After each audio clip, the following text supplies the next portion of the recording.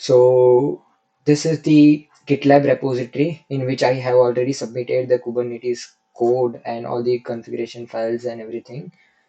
So I will be referring that for this demo right now.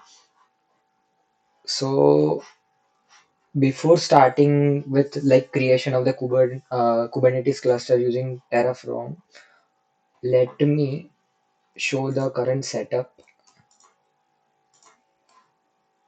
So what I have done is there are two repositories for each app1 and app2 in Google Source Repository, and each repo contains the source code, Kubernetes file, and the cloudbuild.yaml, the CI/CD pipeline.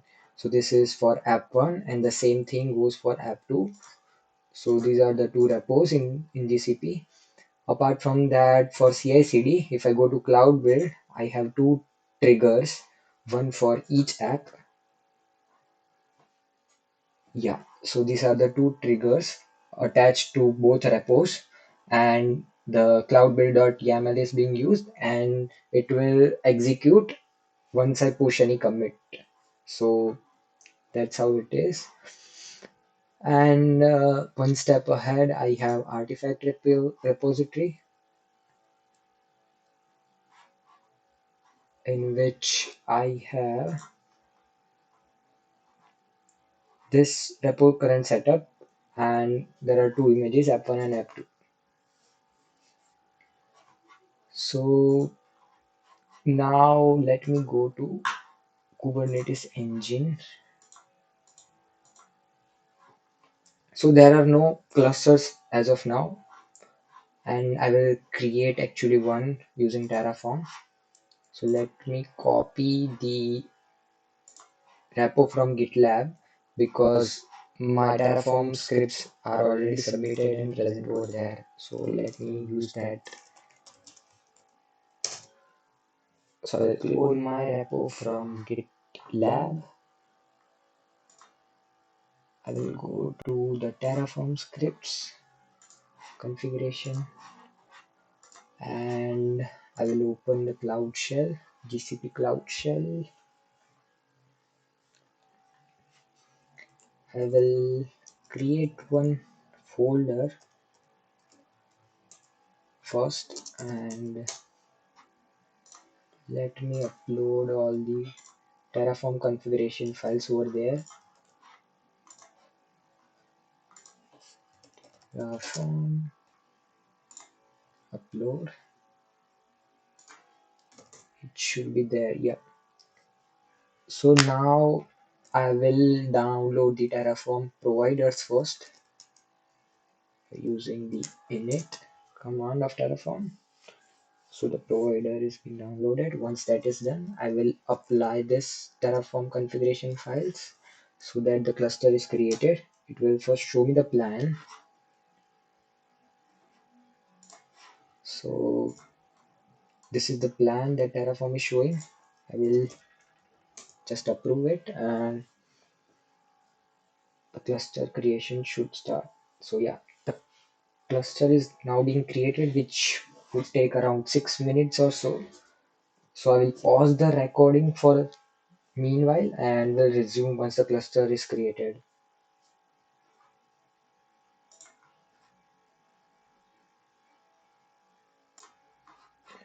So the cluster is now created. It took around 5 minutes and 37 seconds. So yeah, so let me refresh it so that you can see how the Terraform created it. Yeah, so earlier there were no clusters, but as you can see, there is one more cluster now. Uh, as the Terraform created it. So this is the name of the cluster, the location, and this is the project ID and some details about the cluster. So that is the cluster creation part.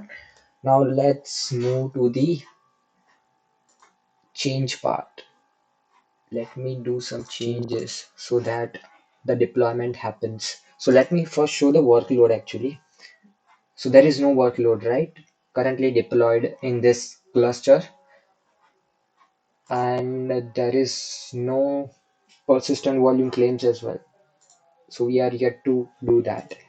So for that, we will make some changes in the repo so that the CI/CD will get triggered and the deployment can happen. So let me go to the repo, source repo, app1 and app2, app1, app2. I will clone it to make the changes for, so git clone, sorry, yeah. So clone the one repo, then clone the second repo from GCP. Let me minimize the GitLab repo, and these two are the GCP repos. So let me make some code changes. So this is app1. Let me make some changes over here. Maybe at the top, I will add some comment. Let's say code changes app1, sorry, app1,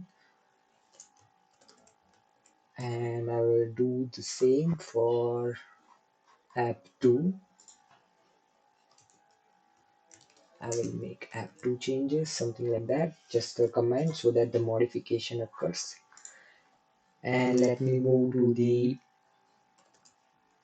app1 first. I will add some message, sample change for app1. I won't push it right now. Let me make commits for both of them. To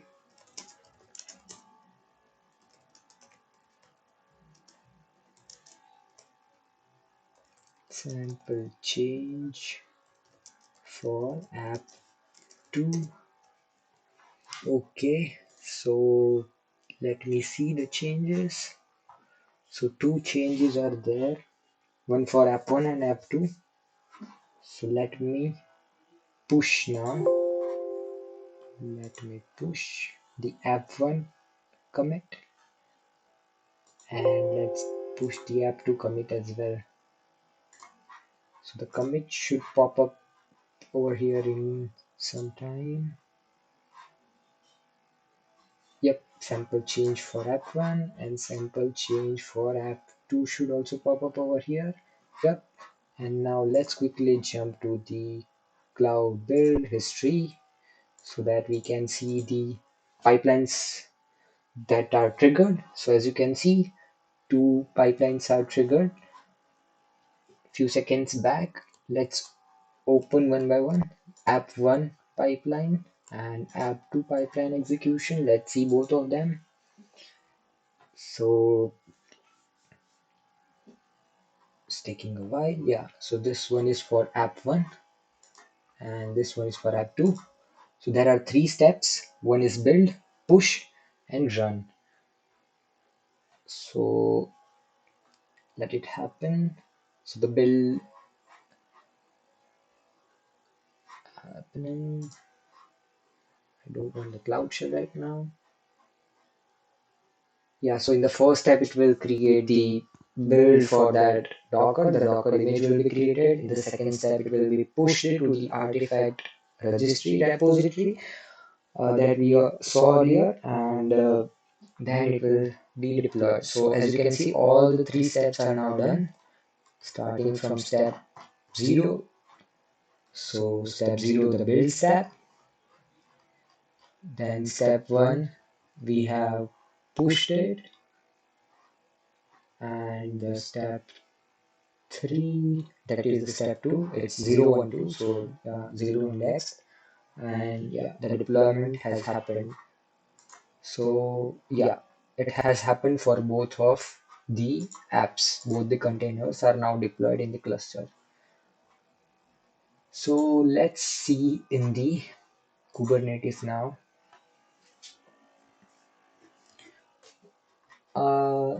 Okay, before the Kubernetes, let's see the registry, the artifact registry, and inside that we will check our repository to check that whether the images are updated or not. So as you can see, the images are just updated 1 minute ago, right?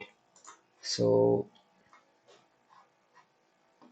our both pipelines have run successfully and our images are now updated over here as well. The app1 image and app2 image.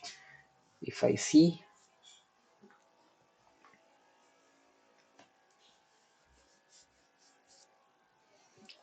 so yeah, so this one is the latest image for app1 and this one is the latest image for app2. Both of them are updated in the artifact registry, and then let's now check in the Kubernetes cluster. Let's stop everything else, just focus on the cluster right now. So let's see our workload. It should be there. So yeah, it's there. App1 and app2 both are now deployed, and there might be a persistent volume claim as well. Yep. So the persistent volume is also created via the claim. So yeah, the app1 and app2 are there. Let's see the same thing in the console or the shell, cloud shell, for a better view. And we will see what objects are created via the Kubernetes deployment. So let me open the cloud shell. Let me connect to this cluster. Okay, yeah. So now we should be able to kubectl get all. Let's see what objects are created by the deployment. So two deployments happened, app1 deployment and app2 deployment, which created two replica sets, which then created two pods, one for app1 and second for app2. Two pods are created and two services are created. The third one is actually the default service that Kubernetes created. But yeah, for our deployment, these two services are created. One is cluster IP and the second is load balancer. So this cluster IP will be used for communicating with app1, whereas this load balancer type of service, we have an external IP which we can use for our postman testing. So yeah, that is about the Kubernetes workload. We can see from the UI as well that the workload is there in the workload section. Yeah, and the same can be verified from the Cloud Shell. So the workload is there. What else? So kubectl, let's see the persistent volumes as well. The PVC, sorry, get PVC. Yeah, so the PVC is there. That should be a persistent volume as well.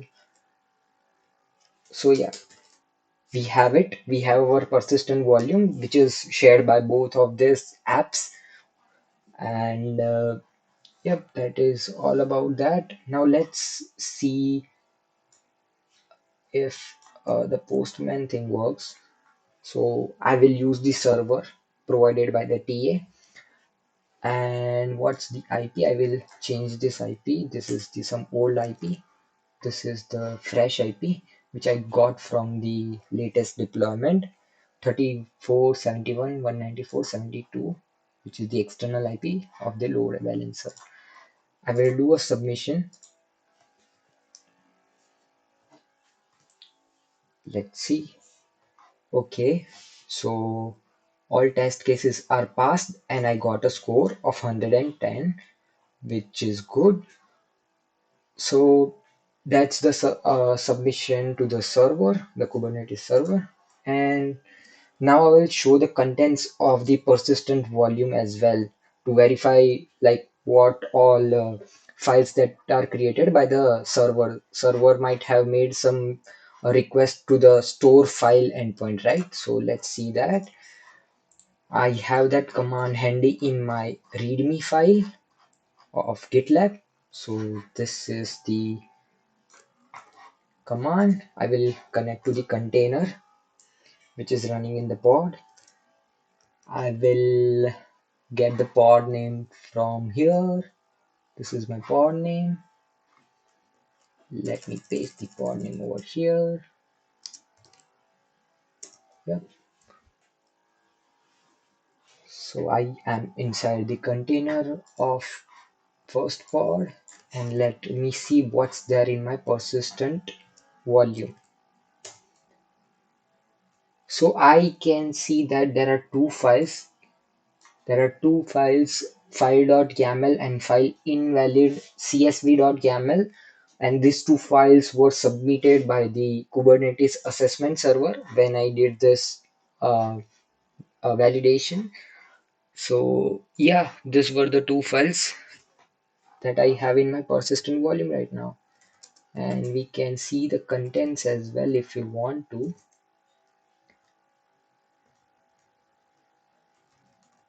Actually, it's inside the persistent volume, so let's check that.